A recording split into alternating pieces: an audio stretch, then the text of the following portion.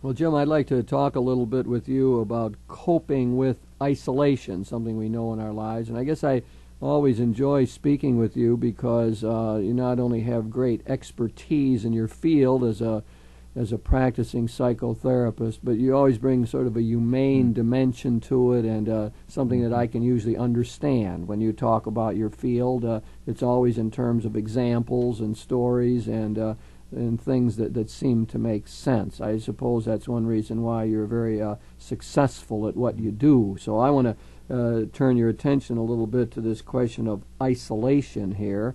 I'm not so sure how big that is in the psychological literature, but I know it's a very real experience that people often feel lonely, they feel cut off from others, they feel as though they're alone. A lot of times that seems to create panic. I might be alone forever.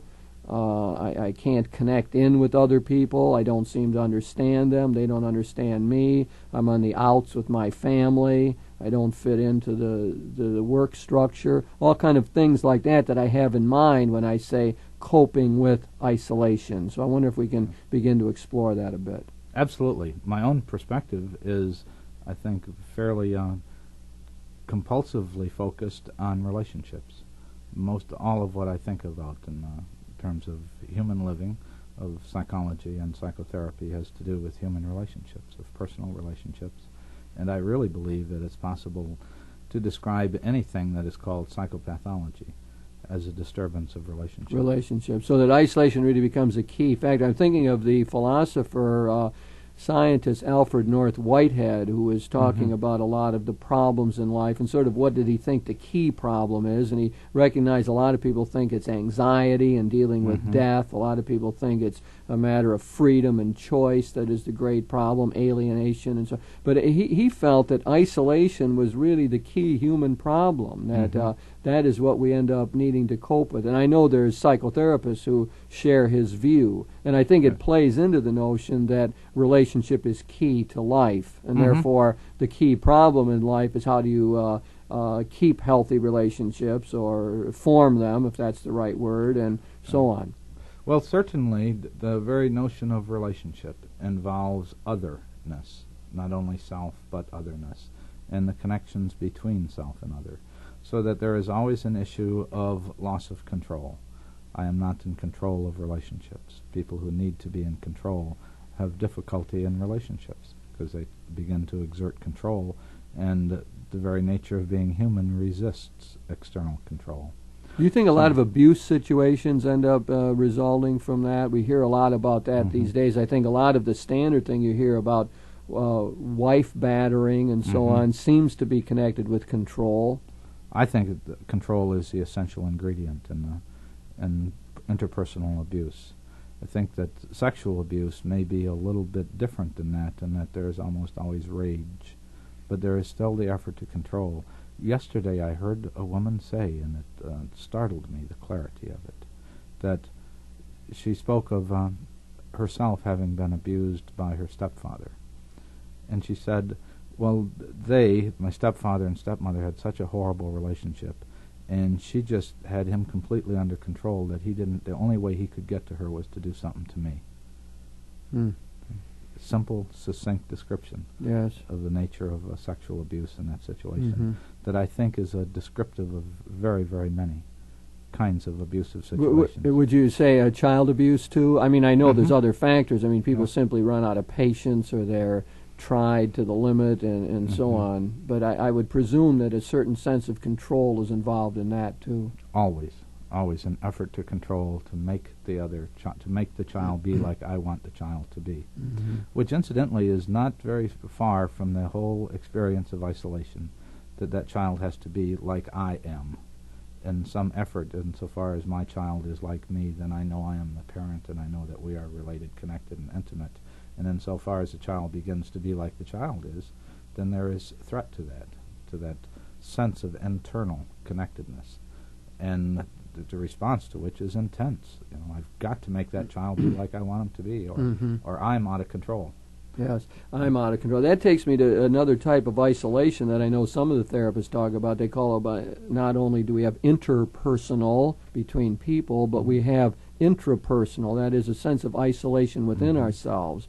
And I think very often that means that there's, as Carl Jung said, there's a shadow side that we haven't made our own, that is somehow fearful to us, a dark side to our character or personality that we can't face, or elements of our character that scare us so much we can't really bring them into consciousness. So I think there's a way in which we are self-isolated, if you can use that word, or elements of ourself are isolated from the sway of freedom. That's the way my own teacher, Karl Rahner, talked about it, that there were elements of the personality that were not under the sway of our freedom. They're compulsive.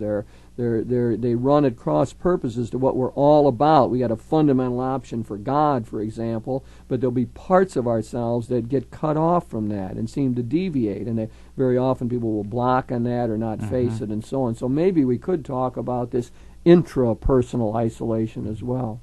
Well, it's not only isolation, Jim, it's aloneness that sometimes becomes unbearable, even though that aloneness seems to be one of the first facts of living, that I am alone. I can know you, I can know your behavior, I can know your words, I can know your reactions, but that's not your inner experience. And the fact that I tell you that I felt anger, that I was angry or I was upset, those words are not my feeling. Right. Okay? I am alone with what I feel. I'm once removed from you there. Yes, Yeah. and that is true of all of us. But it also, upon closer look, is true also of me. I'm forever discovering. Somebody says, boy, what's with you? You're really angry today. And I say, what? And they say, well, look at the way you stomped in. And I say, well, I didn't have any. And they say, well, now look at the way you're talking. And suddenly I'm aware of, well, yeah, I am a little agitated. You know, I didn't sleep well last night, and and it's like I got a telephone call. Yeah, I'm really angry. So it's like I discover. Yes, I see. That something that I wasn't even aware of. So within myself. Right, I like that. So this sort of isolation or distancing occurs both because I can't enter your world entirely, even though I would try. I might try to be empathetic and understand, and you might tell me a lot about what's inside, but it's still your experience, not mine, and I'm always removed from it to some degree.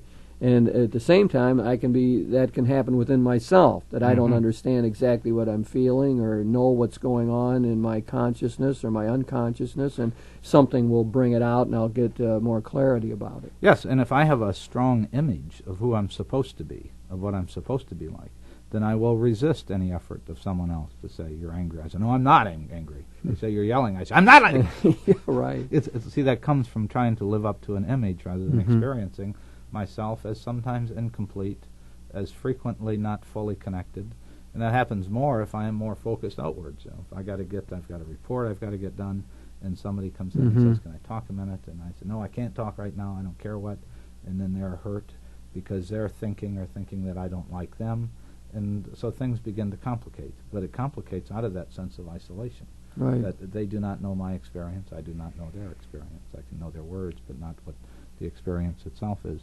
And so we begin to separate. And that separation then sometimes becomes intolerable. One of the things that people do with that is they begin to pretend. And I, as a therapist, I'm constantly in the face of people pretending. They pretend that they have a certain relationship, therefore they should marry. Because he feels her feelings, because she can finish the sentences that he starts, that they really know each other. What they're doing is pretending like they have violated that separation of soul, that they somehow are so into each other. But that's always a game, and it always breaks down. Yeah, because it flies in the face of a fundamental reality. I know that some of the therapists talk about an existential isolation, which which really suggests that there are fundamentally unbridgeable gaps here. I've often experienced that in terms of grief. One of my pet phrases is that we grieve alone. I mean, I again might be present to you in some degree in your grieving, but finally you grieve alone, and I can't touch into that, no matter how much I would try. There's a way in which separateness is built into the human condition. Now, I realize people like the Hindu Advaita advocates think that all separateness is illusion and that we are all one underneath. But I think that our common human experience supports our more Western notion that indeed there are ways in which there is a separateness that fundamentally cannot be overcome as we walk this earth. Yes. I mean, no matter how close two people get, there's still not a total communion of spirit. I think that's the common experience in life. I do think that the Advaita Hindus have something to say in terms of a deeper bonding that we might call the spirit. I think we share the spirit, and there's a way in which to move into the next life and move through death probably opens that world up to us, that the one spirit does bind us all together. But at any experiential level, there's a gap there that's unbridgeable. My own sense is it's healthy to recognize that, and that we'll do a lot better to accept it and then to live with that. Yeah, one of those flaws that keeps breaking down relationships is people who pretend like they have bridged that, that you say fundamental separation. Yes. But the bridge collapses, that they get married and suddenly she starts sentences that he doesn't finish. Right. And then she's frustrated and upset. And he feels things that he knows she doesn't share. Right. And then he's feeling isolated and angry because it didn't used to be that way. Right. Well, I think the illusion is that it was ever any different. Yeah. But then they begin to fight with each other because their isolation is now felt and rejected. I guess one way of saying to your point is that the falling in love experience has a little bit of illusion built into it all the way along the line. Yeah. Is that? I mean, that is the sense of being one with and being completed by the other, and that makes the heart soar and feel liberated, etc. But that sense of oneness was never really totally there. True. But there's things about it that make one think that. Yeah, well, we're so silly in that, and so cultural in that falling in love really is a cultural phenomenon. The different cultures do it differently. And in our culture, we seem to have mixed up falling in love with a kind of dependency, that I really need you, and without you I can't be. And those are the illusions. And now, incidentally, they're all illusions of the breakdown in that isolation, that I got to have you. Right. And without you, I am nothing. Right.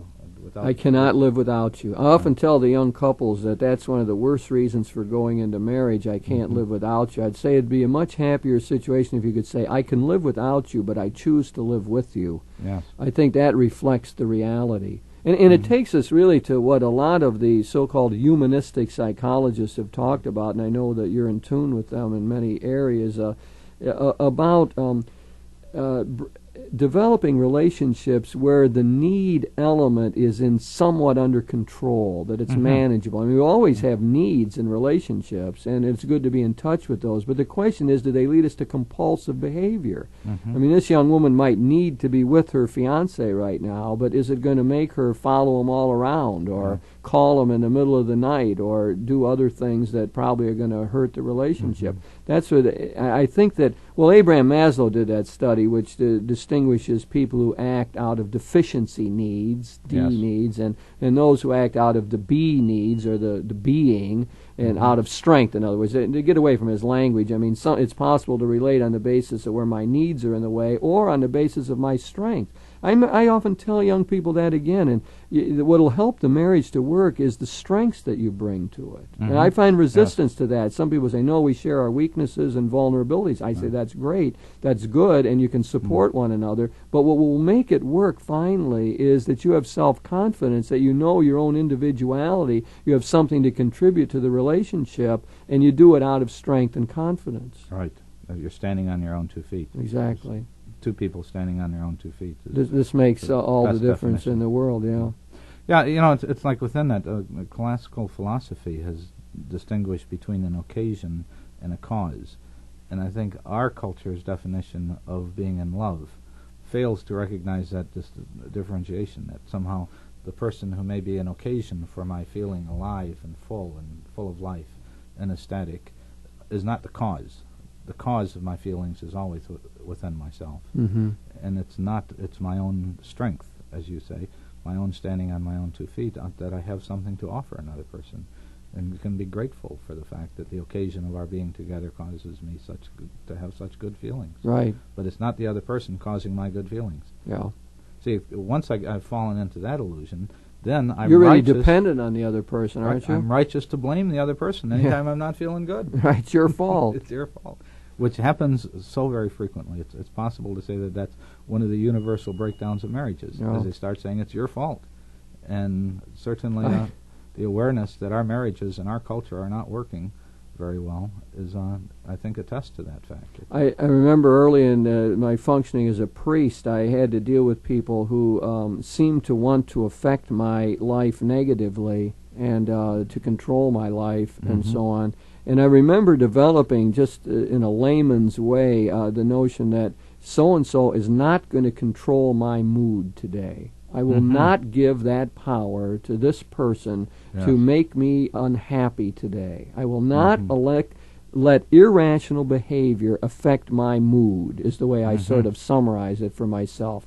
Well, I have found myself sharing that insight with other people very often. Why should we let other people's strange, weird, irrational, or whimsical behavior affect our mood? Right. Why should we let that happen? It's to give too much power, and I think it's to forget. It's to fall into what some of the therapists call sort of a fusion, I suppose. Right. You're going to fuse yourself with the other person. Now you become dependent on them for your strokes, for your sense of well-being, and so on. And I think that is a very bad position to be in, finally. Oh, yeah, and then whole families begin to do that, and they become enmeshed in each other, so that then nobody knows what to do. See, one side of what we're talking about right now, Jim, is the positive side of isolation. That the fact is we each are separate, that that is the way we are in this world, and that we need not be thrown and buffeted around by other people's feelings and other people's reactions. Right. That when we can accept and own our own isolation is when we can begin to respond to the fact that we are in charge. I guess one of the words that comes to my mind when we try to think of the healthy way of entering into relationships and dealing with isolation, even existential isolation, which is not overcomable in that sense, is the word interdependence, where you're moving away from a sense, well, I'm totally dependent on you for my happiness or my strokes or whatever. On the other hand, I'm not just totally isolated from you. Right. I mean, we share things, so we are interdependent. We share certain things. I can have some empathy for your feelings. You can do the same for me. We have certain values we have in common. We can have goals that we work on together. We can have a project. We can be doing this program together. Right. There's a bonding that occurs right within, this shared enterprise that we're engaged in right now. That's to use Fritz Perl's idea of the Gestalt approach. Let's take what's happening now. Right. Well, we take what's happening now. We see there's a certain bonding that comes as we try to talk and work our way through all of this. And I the word interdependence captures a good deal of that, it seems to me. So you avoid, on the one extreme, I'm totally autonomous. I don't care about anybody else. I don't need anybody else in this life, Which is another kind of illusion. It is. It's the other extreme in which we should get in. On the other hand, that I'm totally fused with you. I'm not fused with you. So interdependence represents maybe this healthy kind of attitude that we want to get to.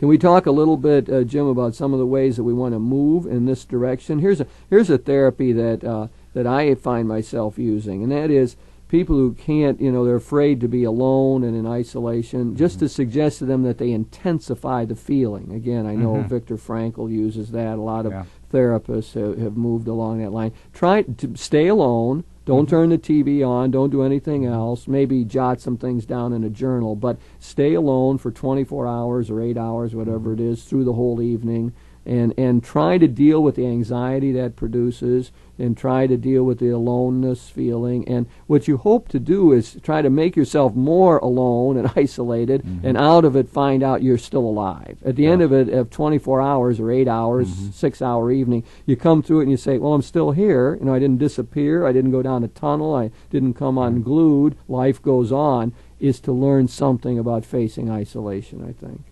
Yeah, I was once in a conversation with Carl Whitaker, and somebody loosely asked him, what's the way to become perfect? And he says, well, of course, I don't know, but this guy Christ started by spending 40 days all alone. Very good. And that, there's a wisdom in the Gospels, right? Yes. About Jesus. I mean, Jesus is great in thinking of interdependence, I think, and sensing his reactions to people and so on. He represents a real model along this line of how to deal with persons with an empathetic way, and yet a certain distance that is still there. Yeah, and he did begin by spending 40 days alone, totally alone, without... and during which time he anyone. was tempted, as the story goes, which is also an important part of that one can expect as one faces solitude or aloneness, that there are certain negative reactions, that one might have anxiety, and one might have fears, and feel terribly alone. But the idea that one has to come through it, in a sense. Yes. I got another technique I'll throw out here, and that is meditation. When we meditate, and a lot of times we find ourselves doing that, that's an isolated activity. We're doing it alone. But it has an advantage of being sort of an anxiety reducer. Absolutely. And so if you meditate and you're alone, you're reducing the anxiety, but you're also being in touch with yourself, what's going on inside. You're quieting the inner dialogue that happens, trying to get in touch with the Lord in one way or another. That seems to be another way of finding out that isolation is finally manageable and not destructive. It's okay. It's okay to be alone. Yeah. It's sort of, this is where I am in life. And it's not an alternative to having relationships, because I can need to be alone in order to have relationships. If I'm not able to accept myself being alone, then neither am I able to accept myself in relationship. And then the relationship is disturbed. Yeah, you're going to be compulsive about it, or too autonomous, I'm reminded of story of Bertrand Russell dealing with Joseph Conrad, the author, in 1913. They had a chance meeting. I don't know if it was chance or not, but they had an encounter and a deep conversation. And, I mean, where a lot of the boundaries sort of broke down. And Bertrand Russell describes it as being one of the foremost events in his life that had influenced his thinking and a lot of his ideas and so on. And what I'm getting out of that is the great importance of mining the moment and taking hold of the opportunities that are given us in our personal relationships, to have our moments when we can let go and be immersed in and be present to and have deep conversation, and where there's intimacy involved. When all that happens, that it says something about the value of coming at this out of my own self-confidence and the magic that can happen in relationships. So I guess what I'm saying is that part of the way to deal with isolation is to know that there are the ways in which it gets broken down. Not totally, but we can really enter into one another's world. We can become part, we can empathize, we can share feelings, and that deeper sharing is really one of the beautiful things of life, and I think it lights up the dark valley when we feel isolated and alone. Absolutely. It becomes the nourishment to even sometimes survive those treks through the dark valley, knowing that there is relationship available. Yeah, and I think that it's one of the beautiful things that happens in life, that where we really feel that and sense the closeness, and that in ways the gap is not totally bridgeable, but we can make a foray at it. And well, certainly we are isolated, and yet we are in this world. I mean, we are connected. And I, in my own personal view, finally, we are connected to God, to the universe. It's a belief, even as a psychologist, right. That, like, one of the criteria for healthy living is we somehow have to place ourselves in relation to the whole universe. That even that may mean a sense of isolation at times, and yet we are isolated within this universe. Yeah, that's maybe the word I was using earlier on about the spirit, and the spirit being a bonding. That I think there is a faith perspective to this, that underneath a lot of the separateness, we do believe that we are bound together with the one God, or in the power of the one Spirit, or for us Christians in the one fellowship of Jesus Christ. So there is something that is beneath the surface, in a sense, that I think it's good for us to be in touch with. Yeah, that you had mentioned before, some of the Eastern mystics who speak about the fact that we are all somehow one. We are all connected. We are all have access to a wholeness, to a oneness of this universe. Yes. And the mystics talk about undifferentiated unity, that they have seen into this deeper mix of things, and sense that the isolation is not the last word. And of course that's what we believe. We believe in the communion of saints, or the heavenly banquet, where we come together, where we're in the one family of God, and so on. I think that's an important part of Christian belief, as well as the Eastern mystics. How about just in ordinary relationships, Jim, of trying to be aware of how our own needs get in the way? I think just to try to be in touch with that is often helpful. I think we all have needs, and as we come to relationships, to encounters, maybe it's a need to impress the other person, or a need to be liked, or whatever. But I think to be aware of that is somehow helpful to us, because then maybe I can manage and say, well, I got a great need to impress you right now, but somehow I'm not going to act on that. I'm going to listen to what you have to say. Well, it becomes manageable when it's accepted. That it seems to me that the strongest need some people have is to pretend like they don't have any needs. Yeah. And so they become governed by the very things that they refuse to tolerate, they refuse to accept. And as you say, the alternative of that is a simple acceptance. If human beings do it, I need to do it. Because I am a human being. Right. And all of the things that any human being have ever done, I feel a need to do it sometime or other. When I deny that simple fact is when I begin to be then governed by it. Right, then it becomes compulsive behavior. Right. So what I've got to do is recognize my need in the relationship and accept it, embrace the need in a sense. You know what I think, Jim, maybe the final thing that we want to embrace in all this is embracing the isolation itself. It's like embracing anxiety or embracing some of the depressions that come in life. It's part of the human condition, and if we accept it, then we get our chance to maybe move beyond it or to deal with it in a more constructive way. So we've been talking about the whole question of coping with isolation, and I think you've well insisted it's part of the human condition. We talk about this existential kind of isolation, and but we're saying, especially in this perspective we've developed here, that it's manageable, and there's a lot of techniques and ways that we can indeed come closer together and sense our ultimate communion.